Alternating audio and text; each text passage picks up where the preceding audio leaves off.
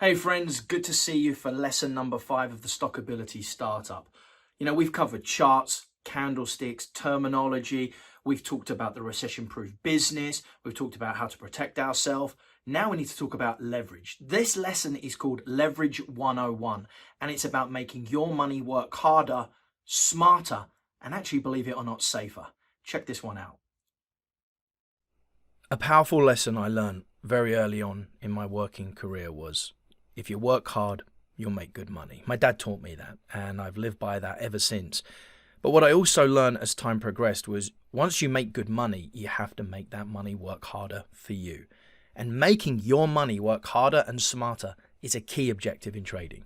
The educated trader embraces the concept of leverage, i.e., using less to potentially make more. Leverage is a wonderful tool, and with the asset classes that we're going to start looking at through the StockAbility curriculum, it's important to know and understand leverage before we take another step. Now, the dynamic of leverage in trading is a simple one. What it does is it allows us to use effectively smaller amounts of capital to control and speculate on larger positions in the market. Simply put, it allows you to control more with a whole lot less. Now, to be able to use leverage, you will need to make sure that you have a margin account. And this is also required if you wish to short stocks, like we talked about in our previous lesson. And if you enter the world of Forex and futures and options, automatically those classes will be leveraged. Now, you can achieve some wonderful things, as the picture of our ice climber on the slide here shows, using leverage. See how he or she's using the crampons and the spikes to actually get up the ice. Well, it's the same thing. We want to climb the mountain. We need the right tools to do it, but there are dangers associated with it, and we have to protect ourselves. This is why ropes and harnesses would be used in climbing. That's why risk management would be used in trading and investing. So let's go through some key points on using leverage right now. Any trader can participate in the market with a much smaller account if they use leverage. It means we can also potentially have less cash exposure in the market, which a lot of investors love here as well. And if used the right way, believe it or not, your risk can actually be reduced. That's right. You can control more, but also reduce your risk at the same time. I'm going to show you exactly how in an example shortly. Leverage does vary from asset to asset. So, the leverage and the margin employed in, say, the Forex world, the currency world, is going to be different to the futures world. And the options, it changes as well based on premiums. And I don't want you to worry about that too now. Remember, in this lesson, what we're doing is just going through a basic understanding of what leverage is and what it can do for us.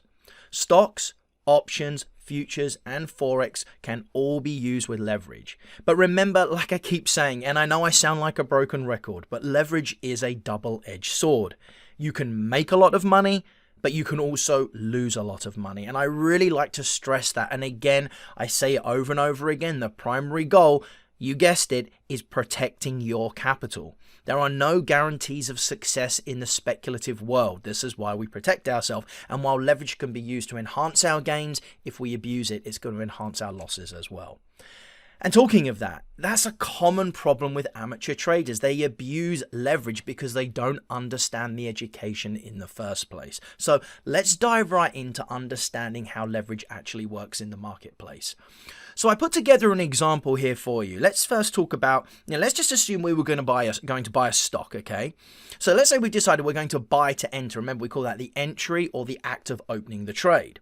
Now, we could use cash to do it, but let's assume we're using a leveraged account. So we decide we want to buy to enter. Well, what we do is we give our broker, our online trading account broker, a deposit, and we call this deposit margin.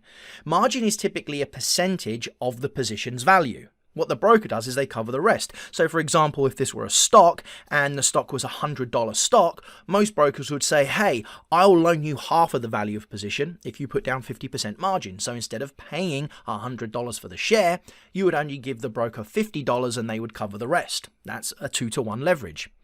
Now, when you give the broker the deposit called the margin, they will hold on to this margin money in their accounts until you close the trade. So now we're in the trade. And what does the stock do? Well, the market itself moves up. The broker continues holding the margin that you gave them.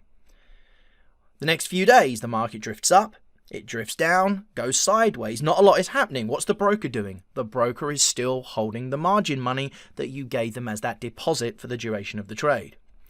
The very next day, the market decides to carry on trending up and the prices move up to our profit target. And we have an order to sell, to exit, to close the trade for a profit on here. So what happens when we decide that we want to close the trade? The margin is returned to us on the close of the trade. The broker will give us that margin back, plus we will receive the profit if the trade was successful, or we will have a loss deducted from our account if we were to lose money. In this example, we made money. So again, it's a very simple thing. We open the trade, we hand over the margin, which is a percentage of the value of the trade, to the broker, and the broker will continue to hold that money until we decide to close the trade, and they will give that back to us. A lot of people get confused about this. Guys, margin is not money spent. It's just basically money being held in escrow. You will get that money back. It's almost like a returnable deposit, okay, on something that you were buying in a store. But what it allows us to do is to participate in markets with less money and get, a better piece of the action with less exposure at the same time. Now, while we can get bigger upside and smaller downside, I thought it would be important here just to break down some of the further mechanics, because I'd love you to fully understand the potential that leverage offers us as well. If you're over leveraged, sure, you can blow up your trading account really quickly. And that's something, again, which I always harp on about. Understand the waters before you dive in, okay? But when you do start to understand leverage, what are the possibilities out there? And so many people don't even realize the power of leverage and how much their money could be working harder. Like I said, what about if we lived in a world with bigger upside and smaller downside?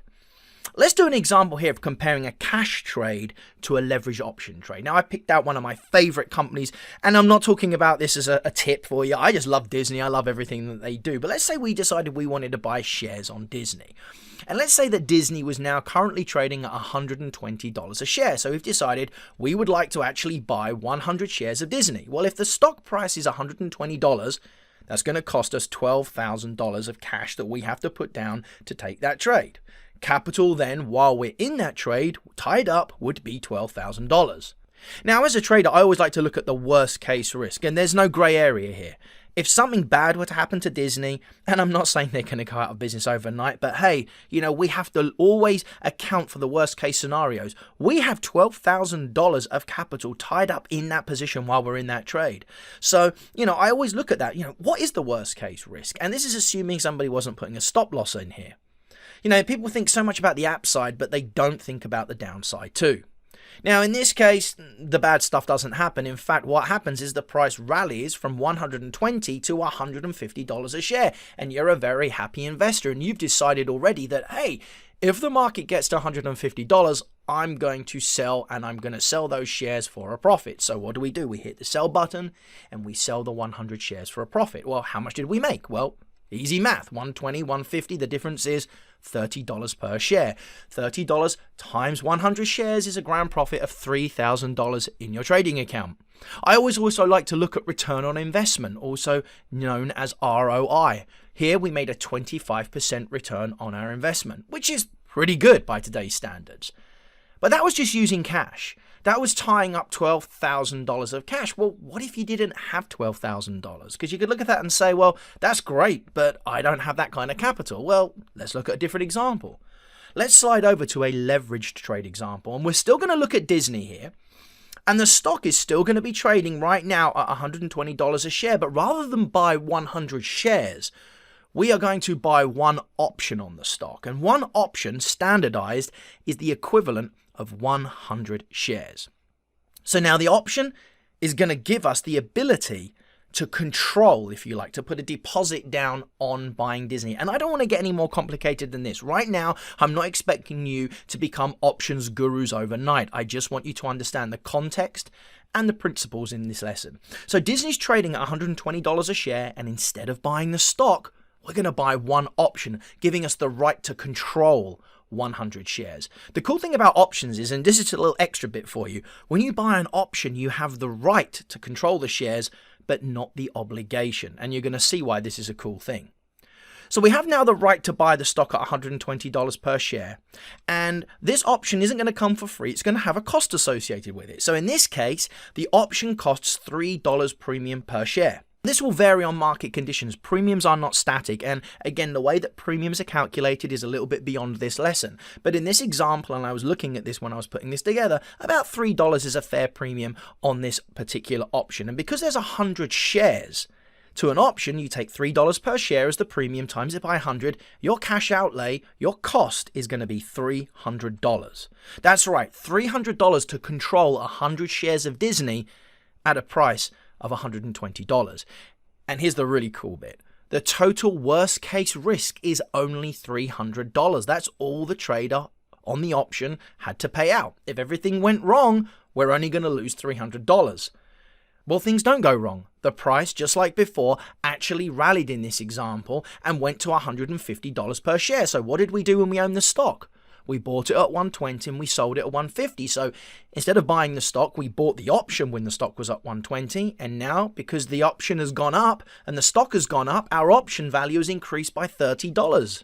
Which means now we can sell the option that we bought when the stock was at 150, giving us a profit of, again, $30 per share. But here's the difference.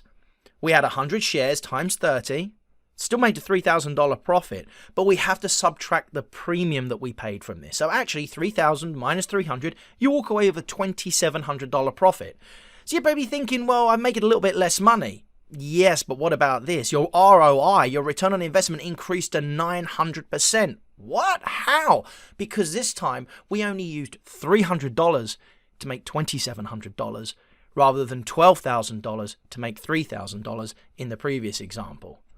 Just let me run that by you again. We used $300 to make $2,700 instead of using $12,000 to make $3,000. What was the result?